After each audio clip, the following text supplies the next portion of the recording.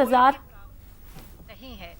जरूरी ये है कि सभी वर्क प्लेसेस, इंडस्ट्रीज और कमर्शियल एस्टैब्लिशमेंट्स में राष्ट्रीय निर्देश, standard health protocol, social distancing आदि का पूरी तरह से अनुपालन हो।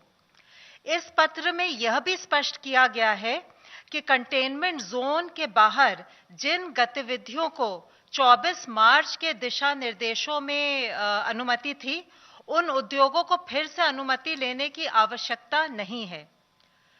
इस पत्र में यह भी स्पष्ट किया गया है कि जिन औद्योगिक गतिविधियों को लॉकडाउन से पहले चलाने का लाइसेंस था, उनको फिर से लाइसेंस लेने की जरूरत नहीं है। राज्य सरकारों से यह भी अनुरोध किया गया है कि दिशा निर्देशों के बारे में सही जानकारी इंडस्ट्रीज और फील्ड यूनिट्स तक पहुंचाएं, ताकि लॉकडाउन के जो नियम हैं, उनका पालन करते हुए हम आर्थिक स्थिति को सुधार पाएं। गृह मंत्रालय ने आपदा प्रबंधन अधिनियम के अंतर्गत 6 इंटर मिनिस्ट्रियल सेंट्रल टीम्स का गठन किया था, जो अपने अपने निर्धारित स्थानों पर पहुंचकर उन्होंने काम शुरू कर दिया है। इसके अलावा कोविड-19 के संक्रमण की स्थिति को देखते हुए आज गृह मंत्रालय ने 4 और इंटर मिनिस्ट्रियल सेंट्रल टीम्स का गठन किया है, जो अहमदाबाद, सूरत, हैदराबाद और चेन्नई भेजी जा रही हैं। ये टीमें भी भारत सरकार के एडिशनल सेक्रेटरी लेवल अधिकारियों द्वारा लीड की जा रही हैं। इनमें पब्लिक हेल्थ के स्पेशलिस्ट और डिजास्टर मैनेजमेंट के स्पेशलिस्ट हैं। जो टीमें पहले से जा चुकी हैं, उनमें से 2 का फीडबैक आज मैं आपके साथ शेयर करूंगी। इंदौर की टीम ने रिपोर्ट किया है कि इंदौर में 171 कंटेनमेंट जोन हैं, जिनमें से 20 जोन बहुत क्रिटिकल हैं। टीम ने मऊ के हॉटस्पॉट कंटेनमेंट जोन का दौरा किया। कॉन्टैक्ट ट्रेसिंग और एक्टिव केस स्क्रीनिंग में जो सर्वे टीम्स कार्यरत हैं, उनके साथ विस्तृत चर्चा की। टीम ने पाया कि किट्स, पीपीईज, मास्क और अन्य सेफ्टी इक्विपमेंट पर्याप्त मात्रा में उपलब्ध हैं। हेल्थ इंफ्रास्ट्रक्चर और हेल्थ प्रोफेशनल्स की सुरक्षा भी सुनिश्चित की जा रही है। लॉकडाउन का भी अनुपालन ठीक ठाक है। इसके अलावा टीम ने दिव्यांगजनों के लिए स्थापित centre, quarantine centres, health centre, dedicated Covid hospital, PDS की दुकान, माइग्रेंट कैंप्स इत्यादि का भी दौरा किया। आईएमसीटी ने सभी स्टेक होल्डर्स के साथ चर्चा की, जैसे कि जनप्रतिनिधि, एनजीओज, मेडिकल कॉलेज के अधिकारी, किसान, ट्रेडर्स इत्यादि। टीम ने एक और वहां पहल देखी। मंडी को डीकंजेस्ट करने के लिए सरकार ने सौदा पत्र की सुविधा दी है, जिसके द्वारा मिनिमम सपोर्ट प्राइस पर किसान बिना मंडी जाए गेहूं व्यापारियों को बेच सकता है। आईएमसीटी ने मेदकवास गांव में सौदा पत्र डायरेक्ट एग्री मार्केटिंग का उपयोग कर चुके किसान और ट्रेडर के साथ इसकी उपयोगिता के बारे में भी जानकारी ली। आईएमसीटी निरंतर प्रशासन के साथ चर्चा कर रही है कि किस प्रकार कॉन्टैक्ट ट्रेसिंग और एक्टिव केस स्क्रीनिंग की मॉनिटरिंग को और भी पुख्ता की जाए, टेस्टिंग और सैंपलिंग फैसिलिटीज को बढ़ाया जाए, सौदा पत्र के बारे में किसानों को जागरूक किया जाए और स्लम्स एवं बस्तियों में पौष्टिक राशन की सप्लाई बढ़ाई जाए। टीम ने माननीय मुख्यमंत्री जी और वरिष्ठ अधिकारियों के साथ भी विचार विमर्श किया। अब मैं आपको मुंबई की आईएमसीटी टीम के बारे में थोड़ी सी जानकारी दूंगी। आईएमसीटी ने धारवी, गोवंडी और वडाला के स्लम एरियाज का दौरा किया। धारवी के कंटेनमेंट जोन में उन्होंने पाया कि चूंकि लोग कम्युनिटी टॉयलेट्स इस्तेमाल करते हैं, इसलिए प्रतिबंध के बावजूद उन्हें घर के बाहर निकलना पड़ता है।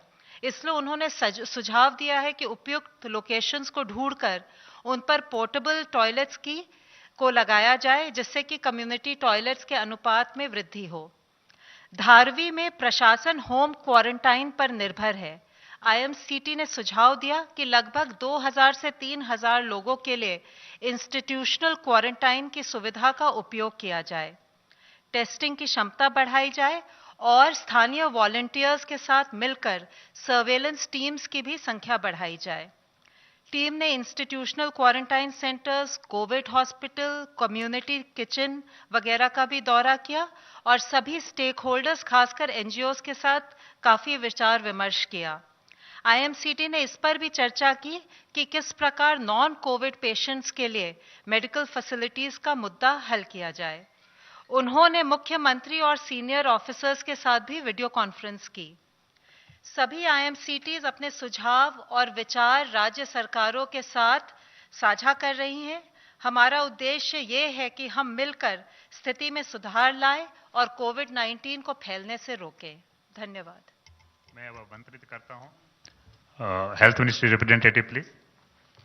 कल से भारत में कोविड-19 की टोटल एडिशनल संख्या 1684 केसेस आए हैं, which takes our total confirmed cases to 23,077.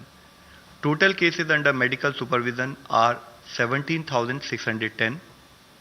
कल से आज तक में 491 लोग क्योर हुए हैं, which takes कि हमारी जो टोटल क्योर होने वालों की संख्या को 4,748 लेके जाती है।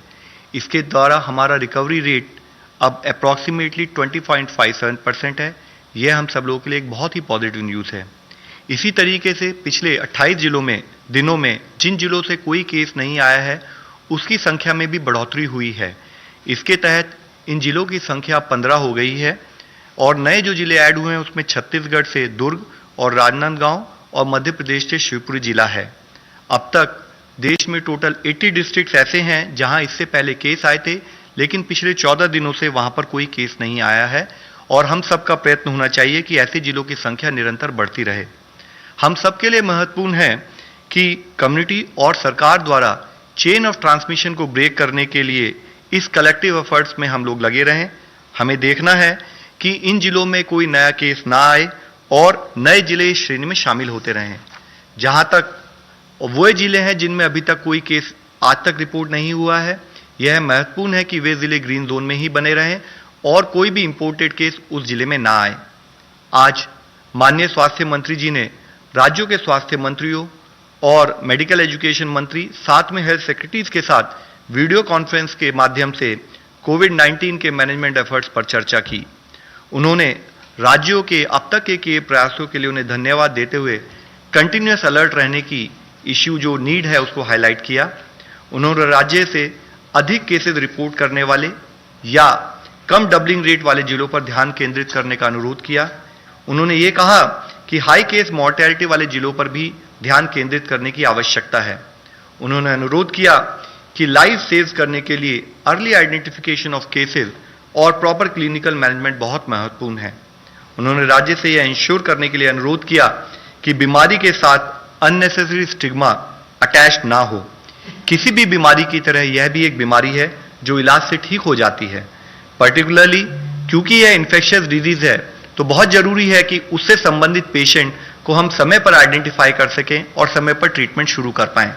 इसके लिए कम्युनिटी में हेल्थ सीकिंग बिहेवियर को बढ़ाने की, एनकरेज करने की बहुत जरूरत है। माननीय स्वास्थ्य मंत्री ने विश्व स्वास्थ्य संगठन के सभी सदस्य देशों के स्वास्थ्य मंत्रियों के साथ भी वीडियो कॉन्फ्रेंस के द्वारा अपने देश में किए एफर्ट्स के बारे में अपना यात्रा को साझा किया।